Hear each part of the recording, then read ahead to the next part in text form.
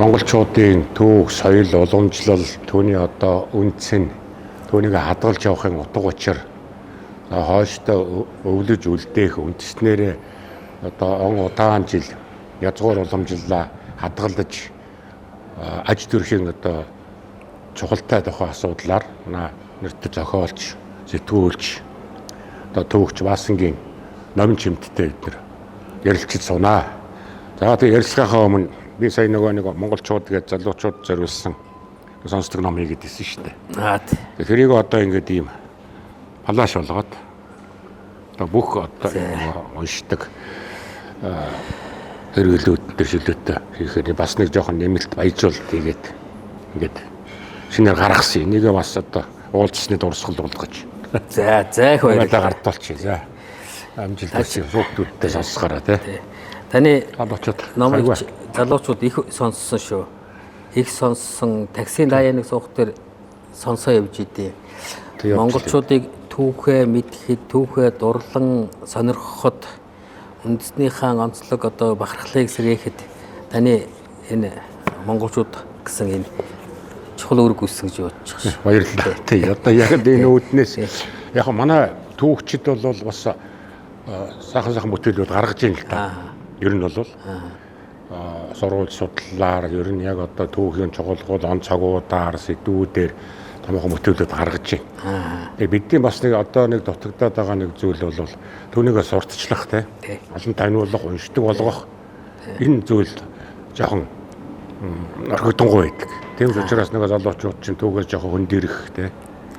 Түүгээ үл мэдэх, анзаарахгүй байх юм харагдаад байдаг. Тэгээ тэрнээс л одоо тойрох үүднээс энэ дэлхийд 13 жил болж. За баярлалаа. Одоо монголчуудын түүх гэж энэ агуу гайхамшигтай түүхийг одоо ингээд багцлаад одоо орчин үеийн технологийн дэвшилт тааруулаад ингэж гаргасан байна тийм. Залуучууд одоо энийг дахиад сонсороо. Өшөө та нэмсэн гэсэн тийм. Нэмсэн тийм. 5-6 цагийн нэмэлтүүд хийгээд жоохон их сонирхолтой. Сонсоход бол ер нь чихэн наадастай энгийн мөртлөө одоо ойлгомжтой байдлаар тэр түүхийг их сайхан гүрэнсэн дээ. Тийм. Ер нь түүхч нь бол яг ингээд нөгөө залуучуудын хэлээд дээр уутгартай гэдэг шүү дээ тийм. Бахан олон нэр гараад том цаг гараад ингээд гэдэг үгчтэй. Тэгэхээр чин яг тэр цаад учрыг ухчвал асар сонирхолтой зохиол байхгүй юу? Ер нь бол тийм. Дүүхийг зохиол гэж үзвэл.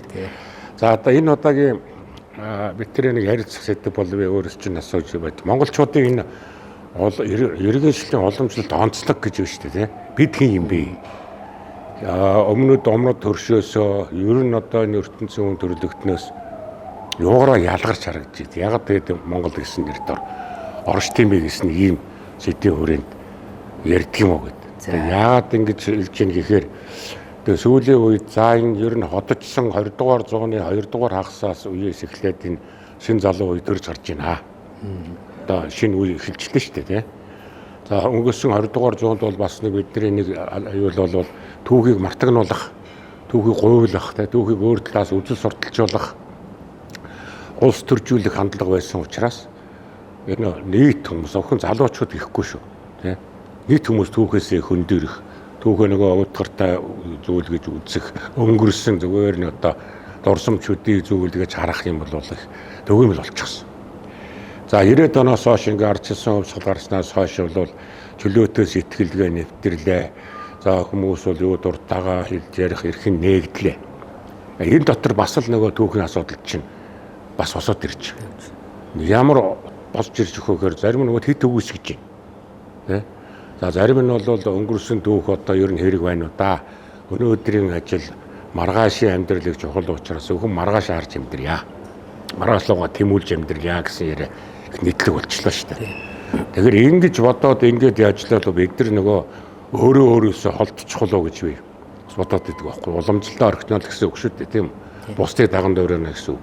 Өнөөдөр яагаад энэ гадны одоо энэ урлаг тэгтэл одоо соёлын нөлөөх орж ирж байна.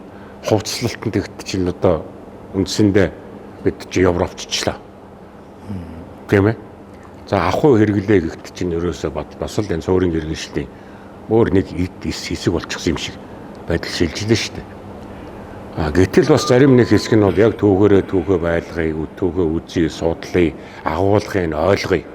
Тэгээд гооч үедээ уламжлуулъя.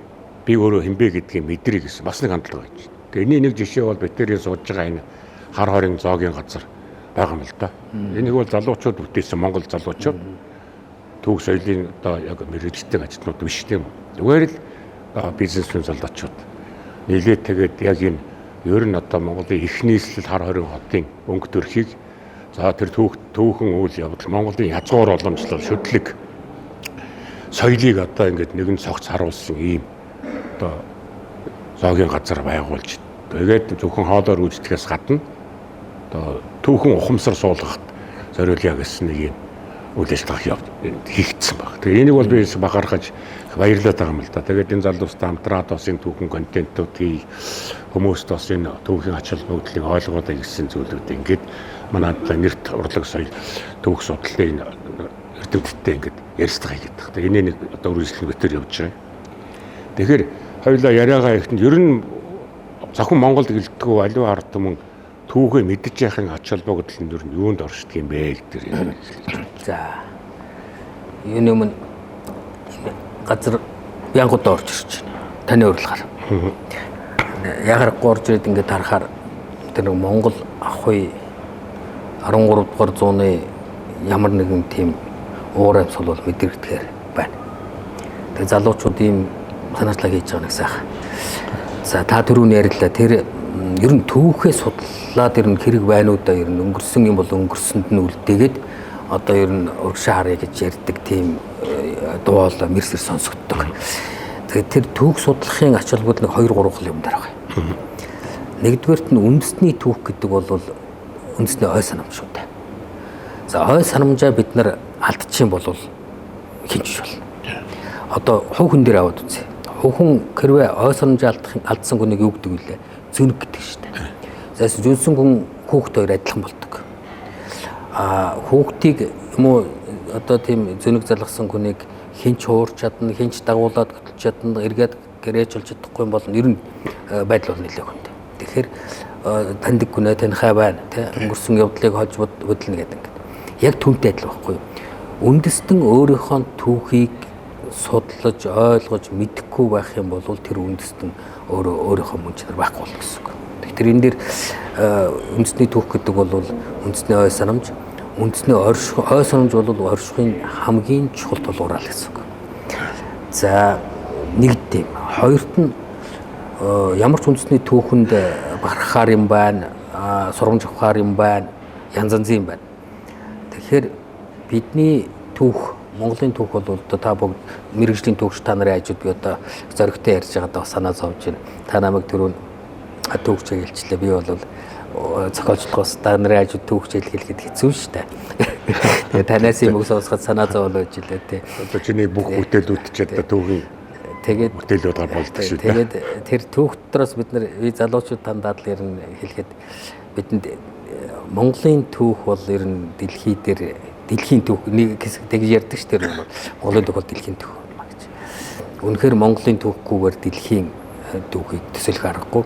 Одоо дэлхийн томоохон орнуудын гэлтгүү баг одоо бус орнуудыг би сайн мэдэхгүй. Орнуудын ерхий сургуулийн сургуулийн түүхийн сургуульч дээр Монголын түүхийн тухай ямар нэгэн мэдээлэл заавал байдаг.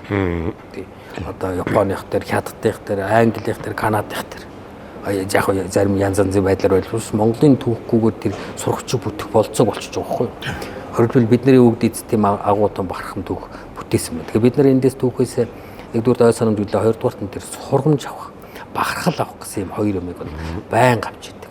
Одоо энэ залуучууд ингээ юм хийж байгаа маань чинь бахархал авахгүй. Тэгээ бахархал авч. Юу түүхээрээ бахархсан илэрхийлэлт байгаа тийм. Бахархал авах тэр яадаг вэ гэхээр яг зарим хүмүүс буруу жоохон өөрөөр тайлбарлаад бахархаад хийрхээд өнгөрөөд хэрэгж өнгөрөхд бол тустай асуудал. Бахархна гэдэг чинь юу гэлж ийн өтер хүн өөрөө өөртөө итгэж байгаа асуудал байхгүй юу?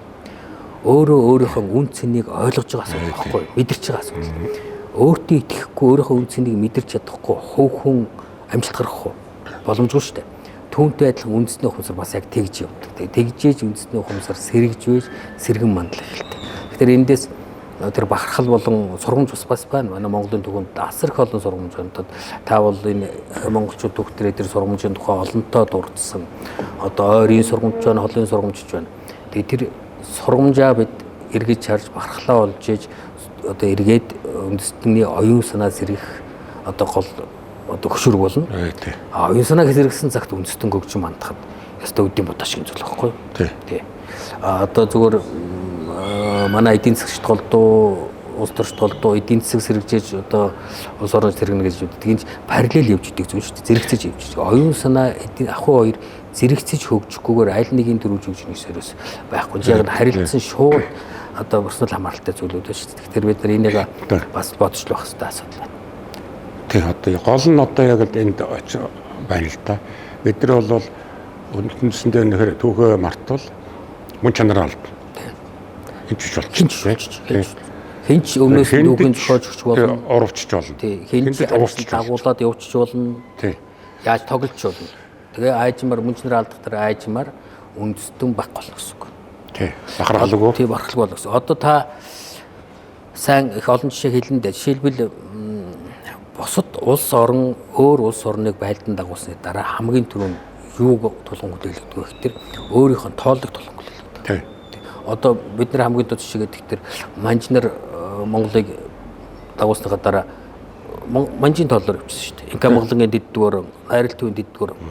Тоол тулгаад эхэлж байна гэдэг чинь энэ өөрийнхөө одоо эрхшээлийг хэрэгжүүлж гэнэ гэсэн. Тэрний дараа яадгүй гэхээр өөрийнхөө түүхийг тухайн байлдан дагуулсан орныхоо түүхтэй хож оруулж ирдэг. Ялангуяа колони орнууд энэ 18-9-р зууны нэг дэлхийн техник амарсан колоничлын үеэр колон болсон орнуудад шин түүх зохиож өгдөг, түүхийг балдуурж арилгадаг, устгадаг технологи маш өргөн хүрээтэй явсан. Манай түүх төр хүртэл байгаа шүү дээ. Одоо Мингийн цэрэг орж ирэл сая бид нар Эрдэнэбаатар түүхч хоёр та хоёр ярьж илаа тэр хар хорныг юучгүй бол тэр номын сангийн шатах гэж орж ирсэн гэдэг чинь түүх нь байхгүй болох гэж. Дурсамж алга болгож байгаа. Ой санамж нь байхгүй болгож. Тэгэхээр энийг одоо ингээд бид нар дээр нь бол түүхийн тухай ярих юм бол одоо хэмээр хар байна уу? Тий. Одоо тэр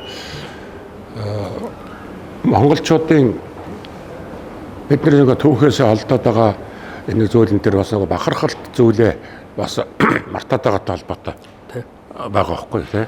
Одоо жишээлбэл бид нар ингээд залуучуудыг ажиллаж байхад ер нь ялан дийлж явсан энэ хүчрэг байсан үеийнхээ зүйлийг сонсох үзэх харах маш их дуртай гэдэг.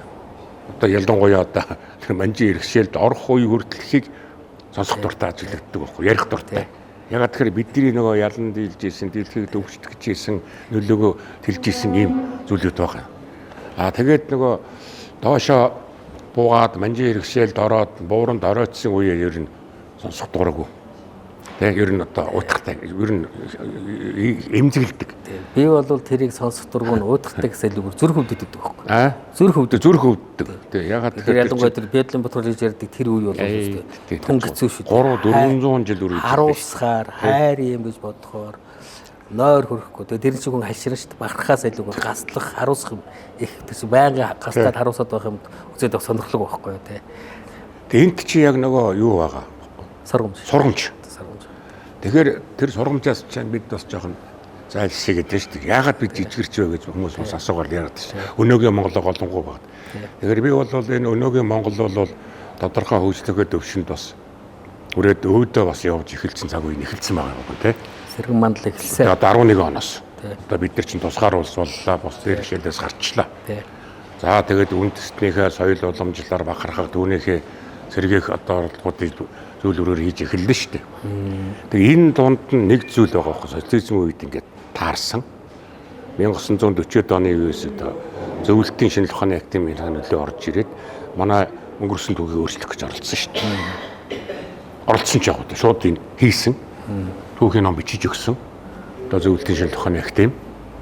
Тэгэхээр тэрэнд юу харуулах гэдэг нь гэхээр нөгөө монголчуудын том баялдан дагуулж дэлхийд өвсдгэж явсан энэ үеийн түүхэн үүрэг нь хөрс зэрэгэлдээ бүх орнууд нөлөөлж өгсөн.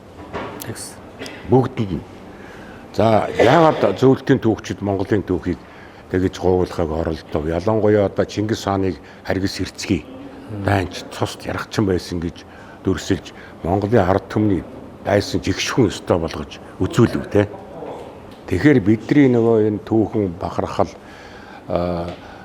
өөрсдөө ойлгох, мөн чанараа ойлгох энэ үйл явц чинь нөгөө хэрвээ тэдний зааж өгснээр мартаад тэднээсээ өндөрчүүл одоо би тэнч биш болж эхлэх юм байна. Би ч үсэг өөрчилсөн. Ингээд чи нөлөөнд авах зүйлүүд яваад шүү дээ, тий. Тэрнээс бол бид 90 оноос хойш ингээ гараад одоо өөрлөгөө тэмүүлэл яваад байна л да. Гэсэн хэрнээ одоо бид өөрсдөө олох хэрнээ үндсэн одоо Монгол бичиг рүүгээ орч чадахгүй яваад шин. Зүрхлэхгүй тийм үү? 91 он шийдвэр гарсан. Нэг тэр Монгол. Тэгээд хүүхдүүдийг бол 1-р ангиас нь сургаа сайхан эхэлж ирсэн. Гэтэл шийдвэр гаргадаг төвшөнд очин гутаа нөгөөдгөө боловлчихсан. Одоо 91 онд хэрвээ Монгол бичиг шилжих шийдвэр гараад тэрүүгээр явсан бол одоо бүгд Монгол бичигтэн болцсон л уг нь явж байгаа. Яг тэр соёл уламжлалаар иргэд орчихсон байх хэвээр. Гэтэл бид одоо ингэсэнгүй нөгөө шинэ бичгтэй за тэгээд шинэ ховцтой шинэ соёл руу тэмүүлэх хандлага л ингээд өчтөө яваад байна шүү дээ. Тэгэхээр энэ байдлаас одоо бид нэр гарах арга замыг хаанаас идэвэл айх вэ?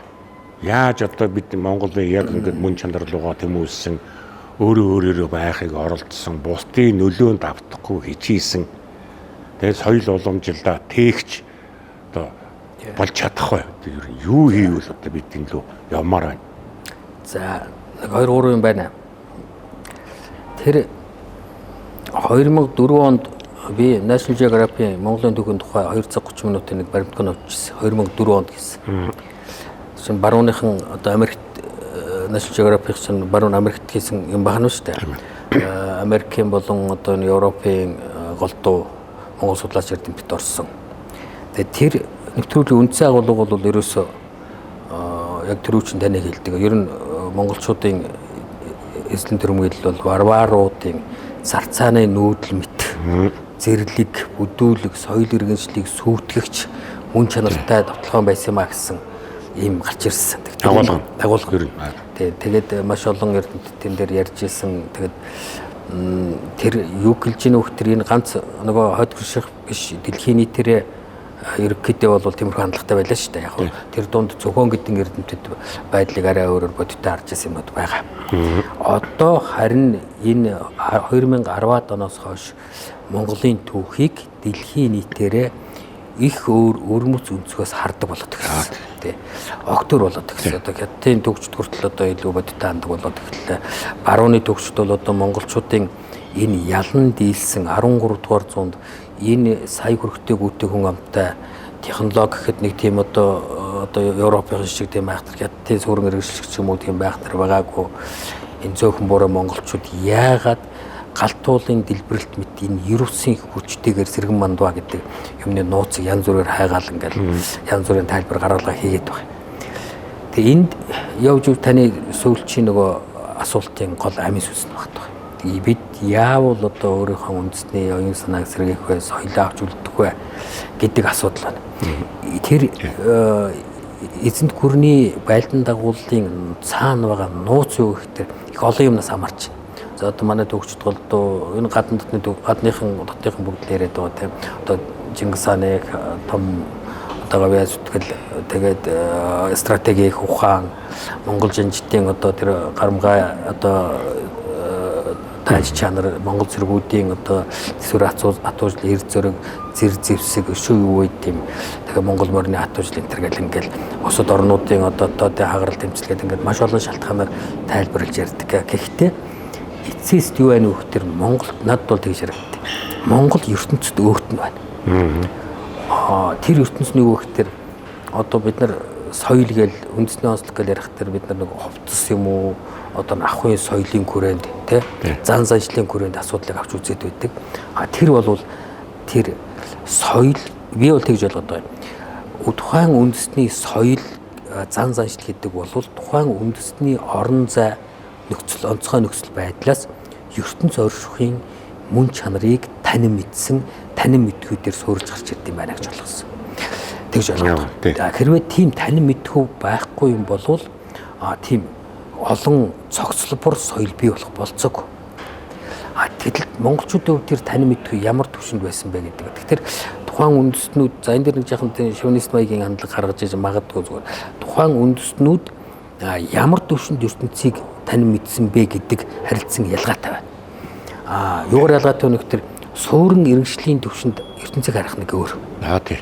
Тийм. Одоо юу гэдэг энэ талбай дээр одоо жилийн 4 өдрөлд эндээс хөдөлдөггүй тариад нэг голын сав дагсан тийм амьдрал дотроос ертөнцийн энэ зүй жам байгаль ертөнцийн хөвөрл өөрчлөлт 9 шидийн ямиг танин мэдэх хязгаар ямар төвшөнд байх вэ?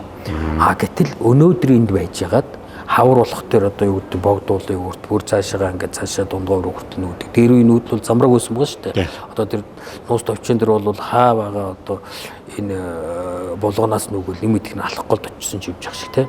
Замраг тэр байнгын хөвсөн өөрчлөгч хийдэг орон зай. Одоо нэг уултай газар, талтай газар, алтай газар.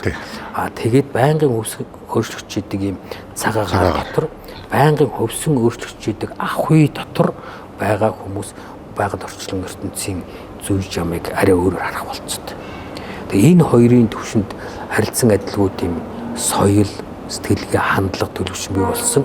Харилцан адилгүй ертөнцийг танин мэдэх тийм сур одоо гүн ухаан талаас тийм ээ. Тийм юм бүрдэж бий болж байна. Энэ дотор чинь төрийг үзэх үзэл хүртэл өөр байсан байна. Одоо бид нар өнөөдөр хүртэл манай нөгөө хүндрэлтний төрийг үздэг үндсэн суурь ойлголтод Аристотелийн үеэс ч юм уу эртний Ромын төрийг эрх зүйн ойлголтоос авахгүй бол орчин үеийн дундад зууны Макиавеллига дамжуулан орчин үеийн Макс Вебер хүртэл төрийг үздэг үзэл ойлголтын ерөнхий зүй тогтол манай Монголын уламжлалт төрийн тухай ойлголттой ерөнхийдөө бол нэг юм байгаа боловч мөн чанарын үед ялгаа бац багт.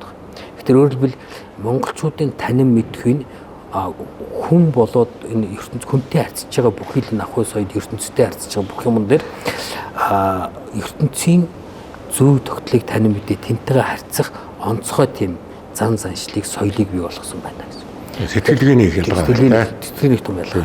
Тэгэхээр бид нар энэ монголчууд бид нар өнөөдөр яах ёстой вэ гэдэг нэг ойлголт байна. Одоо яавал энэ соёлоо илүү соёл зан заншлаа илүү сайн мэдж илүү барах вэ гэхээр бид нар зүгээр одоо нэг биелгээ хийдэг ч юм уу те. Зүгээр одоо нэг монгол бичиг гэдэг юм уу те. Энийний цаана байгаа тэр танин мэдгүйгээ бид нар барьж авч чадах юм бол энэ ямар хүчтэй бат ганхшгүй сөөртэй бэ гэдгийг мэдэх юм бол илүү барах болцоотой тэгээ илүү одоо утга төгөлдөр болно гэж ойлгох байхгүй. Зүгээр хэлбэрийг дагсан догматик хандлагаар бид нар энэ соёлыг авч үлдэнэ гэдэг бол тийм баттай зүйл биш.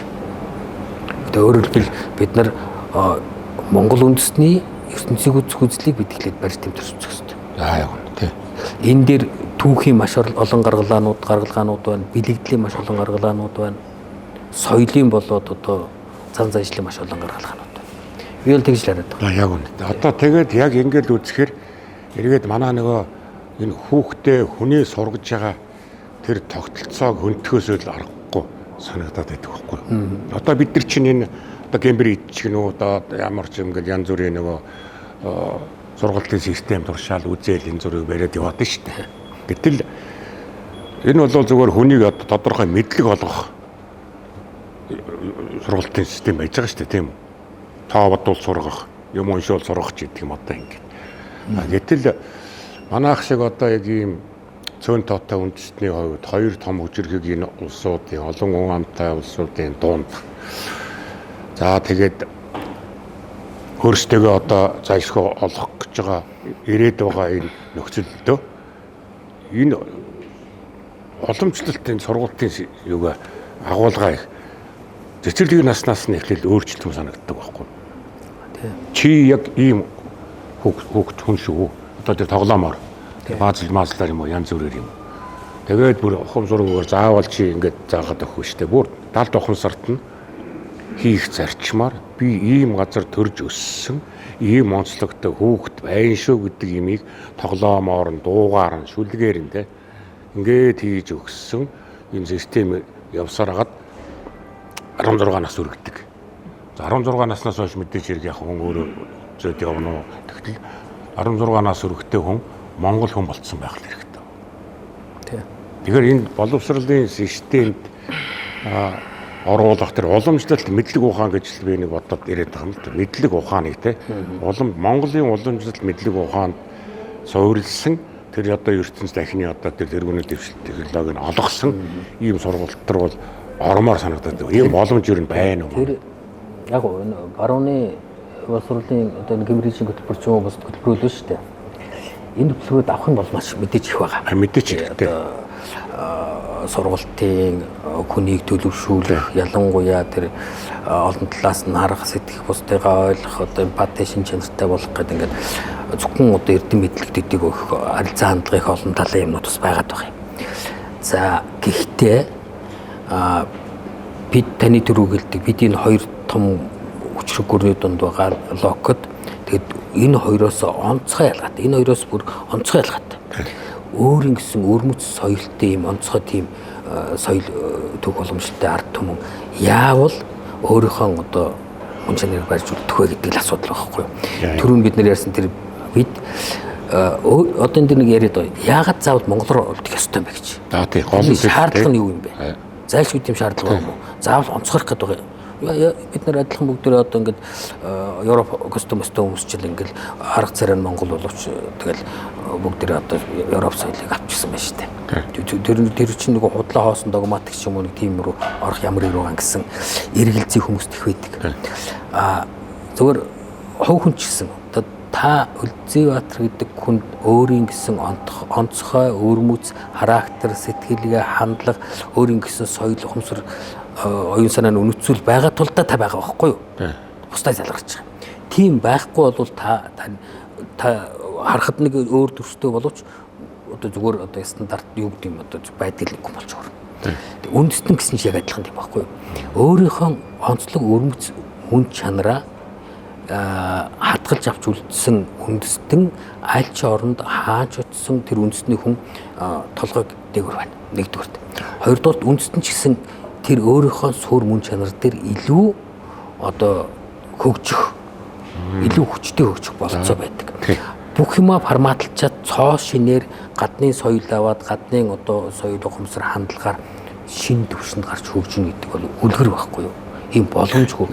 Дэлхийн бүх хөгжиж байгаа орнуудын түүхийг харах дээр заавал өөрийнхөө соёл ухамсар дээр тулгуурласан хөгжил ярьдаг. Зарим хүмүүс ярьж байгаа хүн төрөлхтөн бүгдээрээ адилхан шүү дээ. Хэдэн сар булчингаас бүгдээрээ үүссэн шүү дээ гэж. Гэтэл хэдэн мянган 10 мянган жилийн турш бий болсон цоо шин соёл тэр тэгвэл одоо генетик мэдээлэл хүртэл өрөж шүү дээ. Тэр юмн дээрээ суурлахгүйгээр бид уршаа хөгжих болцоо гэж хэлдэг. Энийг маш тод харсан үндэстнүүд хамгийн ойрхон жишээ. Одоо бид нар Японыг яриад байна. Япон дэлхийн тэргүүлэгч хөгжлөөр орон болсны чинь нэг үндсэн шалтгаан тэр Япон хүнийг бүтээдэг арга шүү дээ. Харин гол нь тэр Япон хүнийг бүтээдэг. Гэтэл одоо сүүлийн манай хоёр хөрш одоо сүүлийн 20 жилийн дотор юу хийж ийнө хөхтөр Орос жишээлбэл тэр Валда нийгэмлэгч эдгээр чинь судалгаа хийгээд Орос үндэстний онцгой шин чанар юу вэ гэдгийг ихлэ судалсан. Тэгэхээр тэр онцгой сайн муу шинж дээр Орос үндэснийхээ сайн талыг хөгжүүлж муудлыг бүдгэрүүлэх нийгэм соёлын боловсролын бодлого хэрэгжүүлдэг гэсэн. Бүх талаар хийж байгаа кино, мяна, одоо уран зохиол. Тэр бүх талаар эдийн засгийн хүртэлтийн холбоотойч хятад бас яг адилтай. Хятад хүн гэж хийм бэ гэдгийг тэр Цанхай их сургуулийн тэр өргөдөд төвлөдөд судалгаа хийгээд хятад хүний мөн чанар одоо сайн болон сул давуу тал бие организм болон оюун санаа ёс суртахууны давуу талуудыг харж байгаа тэн дээрээ тулгуурласан хөгжлийн бодлого зангидаад гараад эхэлж байна. Солонгосыг хараад Солонгос. Гэтэл монголчууд бид нар эхлээд монгол хүн гэдгээ тодорхойлох хэрэгтэй байхгүй юу? Бидэнд сайн юм юу вэ, муу юм юу вэ? Гэвэл бүдгэрүүлэх хэрэгтэй ямар шинжлэлүүд байна, давуу тал нь юу вэ? Тэрийг яавал хөгжүүлэх вэ гэдэг юм бодох хэрэгтэй байна. Энэ ерөөсөй байхгүй байгаа. Энийг одоо яаж хийх вэ? Монголчуудад нэг тийм уламжлалт одоо хүний хүмүүжлэх ухаан дотор тийм үг өгдөг шүү дээ. Хүнээр хүн хийхээс илүү ухаан байдаг гэж. Хүн уг нь бол бид нар харахад хүн байгаад байдаг хүн гэдэг хоёр оргилтой хөмөдлөгөөтэй одоо ярьдаг иддэг уудуулдаг ирээд хүн байгаа хөөхдөд. Хагтал тэр адилхан хүн байгаад байна шүү дээ. Тэр хүнээр хүн хийхээс илүү ухаан гэдэг чинь ухаан байдаг гэдэг чинь тэр хүнийг хүн болгоно гэдэг чинь том чухал ажил байхгүй юу? Хүн болгоно гэж. Тэгэл энэ дээр жишээлбэл ингэж байгаа үндэснийг бас бүтээж болно гэсэн үг. Тэр бүтээхтэй бол цоо шинээр бүтээх болцоохгүй. Хуучин уламжлал генетик мэдээлэл дээр нь соёлын өв дээр нь ой санамжлаар нь тулгуурлаж иж бүтээл гэсэн үг байхгүй. Энэ бол ямар ч үеийн, ямар ч төрийн, ямар ч одоо төрийн зүтгэлтнүүдийн одоо нийгэм соёлын зүтгэлтнүүдийн байнга гарч явах хэрэгтэй зүйл. Бид нар нэг иймэрхүү юмн дээр жахан алдаад байна уу да, энийгээ гэж хайчаад байна уу да гэж үзээд байгаа. Тэгэхээр таны түрүүч ярьдаг тэр боловсролын бодлого дээр одоо яг нэг сүүлийн үед Ирко сурлын сургуульд тэр Монгол агуулгатай боловсролын бодлого гэдэг ярьдаг болсон, хийдэг болж байгаа юм байна. Тэр нэг би Монгол хүн гэсэн хичээл хүртэл ороод эхэлсэн ба штэ. Бүр нэгдүгээр ангиас эхлээд ороод эхэлсэн байгаа ингээд. Тэгээд гэхдээ бол яг зүгээр бас хангалттай биш л байна л да. Яг одоо жоо их орой эхэлж байгаа байхгүй. Харин тийм. Дакгүй ч тий. Яг гэхдээ ямар ч үсэн ихээ явж байгаа. Эхлээд ирээдүйн бол 50%. Бүр ингээд угааж мэдгүй байхын самарлаа шүү дээ. Тий. Бүр баахан тэнд дагсан. Тэгэхээр бидний нэг соёлын дархлаа, язгуур уламжлалын дархлаа нэлийн суларцсан байсан шүү. Хоёр суларсан. Манжаас хойш. Ер нь яг нөгөө бие даасан үжиргэг Монгол тий. Тэр ийм өөрийгөө таньчихсан гаднаас Монгол гэдэг бол тий хүчээр сулруулах гэсэн колонийн бодлого явуулсан шүү дээ. Манжийн бодлого явуулаа, хятадын бодлого явуулаа, хойсын бодлого явуулаа. Сэжс бодлого явуулсан тий. Тэгээд энэ донд чинь бид нар төрөлдөөд ингээд өөрөө нөр би юм бэ гэдгийг дээрээ одоо харин бодоод байгаа би яг миний асуугаад байгаа юм тэр баг. Яг үнэндээ ингээд харахад бол одоо өнөөгийн Монгол бол сая 500 мянган км квадрат байгаа монголчуудынхаа дунд оршиж байгаа шүү дээ. Тий.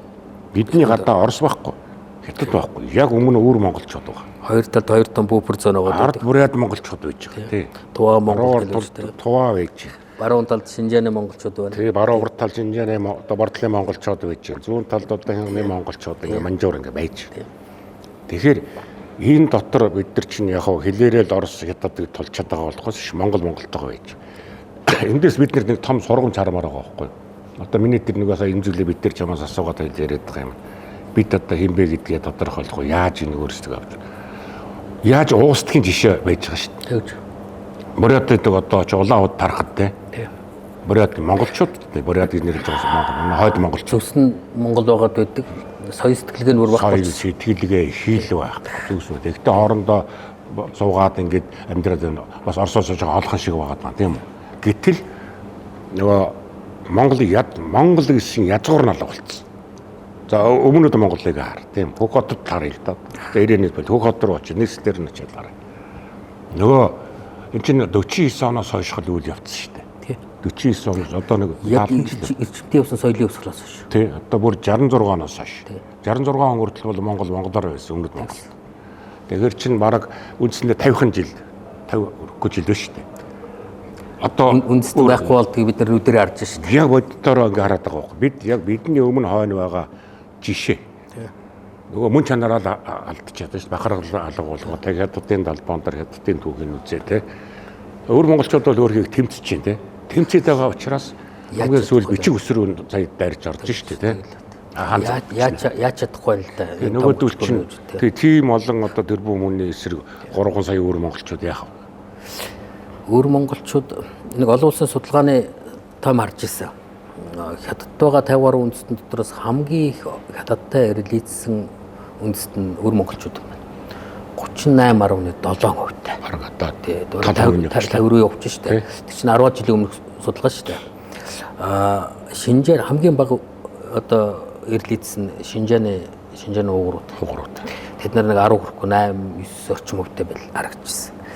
Ягаад гэх юм бол тэр чинь нөгөө шашин соёлын тийм хатуу хамгаалтай шашин соёл байхгүй исламын шинж. Тэгээ өөр хүнтэй хэрэглэхийг одоо өрдөг ч юм уу одоо нэлээд тийм хатуу догматик маягтай шашин байгаа дөө шүү дээ. Тэр нөлөөсөн байж магадгүй. Манайх бол нэлээд уусчихсан байлээ. Яг өөр монголчууд маань өөрсдийнхөө соёл уламжлаа авч үлдэх гэж байдаг чадлаараа эцсийн арга мэхээ хийгээл үзэж л байна. Одоо сая энэ 100 гэлдэх чинь наадмар Монголд ирсэн өөр монголчууд маань өвлөд төв шүү дээ. Монгол чинь ингээд яг монголоор байгааг одоо манай нэг зөвхөн нэг гэр бүлийн найз Монголд ирчихэлгүй хаашаа чарсан монголоор яриад ямар сайхан. Ярахгүй шүү дээ чинь нэг хотод нэг монгол хүн 30 хэдхэн огч байгаа юм чи. Тэгээд зайлвал бүр ингэсэн шүү дээ. Эхлэлгүүр дээр явж байгаа төрөвч алдчихсан.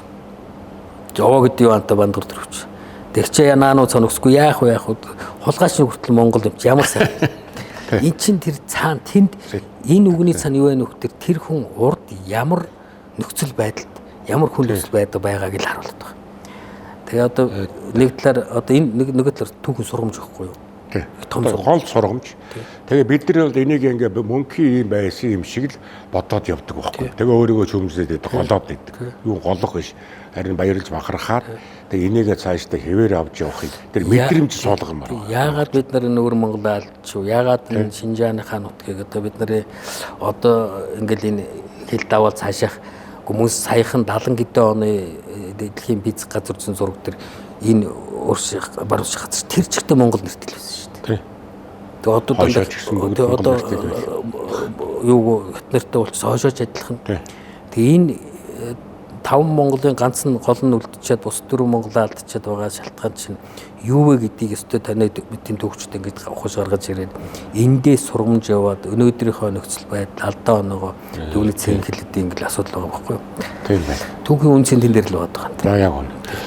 За ингээд баярлалаа. Бид нар яг одоо энэ том сургамж бол бахархалдаа гээхгүй байх, судлах, үзэх тэгээд энэ тусгаар оршиж байгаагаа үн цэнийг мэдрэх явдлах шиг. Өөрийнхөө онцлог өгдөг гэсэн. Тий. Тэгжиж одоо бид зэрэгэн өөрийгөө тэгжиж өөртөө итгэнэ гэсэн үг.